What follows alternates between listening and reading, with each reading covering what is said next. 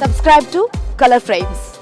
రాజస్థాన్ చేతిలో ఎదురైన పరాజయానికి ప్రతీకారం తీర్చుకునేందుకు లక్నో సూపర్ జెయింట్స్ సిద్ధమైంది. లక్నోలోని ఎకానా స్టేడియంలో లక్నో సూపర్ జెయింట్స్ రాజస్థాన్ రాయల్స్కు ఆతిథ్యం ఇవ్వనుంది. నిజానికి ఐపీఎల్లో ఇరు జట్ల మధ్య జరిగిన మ్యాచ్లు చాలా తక్కువే.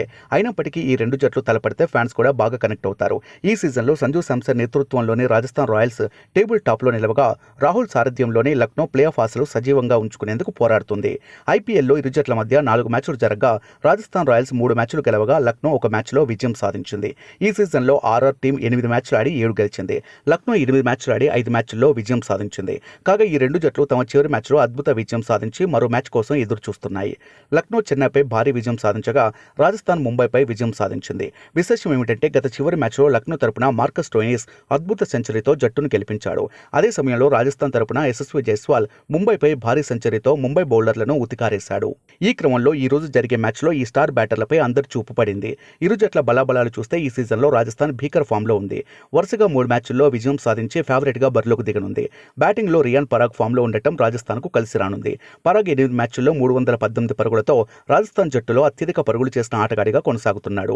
ఆరంభంలో కాస్త ఇబ్బంది పడ్డ యశస్వి జైస్వాల్ మళ్లీ ఫామ్లోకి రావడంతో రాజస్థాన్ బ్యాటింగ్ మరింత బలోపేతమైంది. జోస్ బట్లర్ కూడా ఝులిపిస్తే లక్నో బౌలర్లకు చుక్కలు కనిపించడం ఖాయం. కెప్టెన్ సంజు శాంసన్ ఇకనైనా మేలుకోవాలి. హెట్మైర్ నుంచి ఫ్యాన్స్ భారీ ఇన్నింగ్స్ ఎక్స్పెక్ట్ చేస్తున్నారు. రోమెన్ పావెల్, ధ్రువ్ జురెల్ మెరుగుపడాల్సి ఉంది. రాజస్థాన్ బౌలింగ్ విభాగం గట్టిగానే కనబడుతుంది. ట్రెంట్ బోల్ట్, అవేష్ ఖాన్, సందీప్ శర్మలతో ఆ జట్టు బౌలింగ్ దళం చాలా బలంగా ఉంది.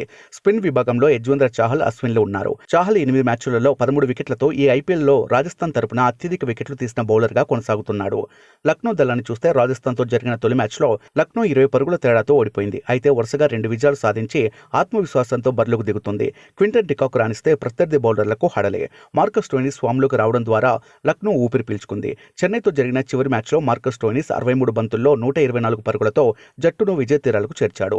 దేవదత్ పడిక్కల్, నికోలస్ పూరన్, దీపక్ హుడాలతో లక్నో బ్యాటింగ్ లైన్ బలంగా ఉంది. లక్నో పేస్ సంచలనం మయాంక్ యాదవ్ ఈ మ్యాచ్లో బరిలో దిగే అవకాశం ఉంది. వీడియో మీకు నచ్చినట్లయితే ప్లీజ్ లైక్ చేయండి, షేర్ చేయండి, కామెంట్ చేయండి.